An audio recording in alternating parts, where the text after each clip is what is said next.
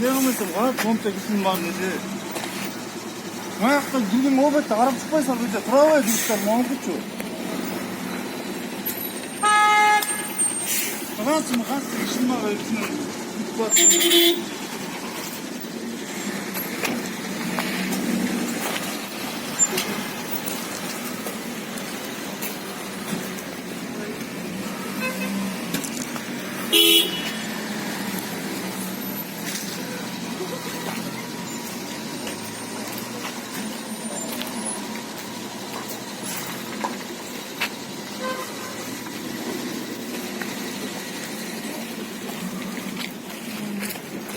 Çok çok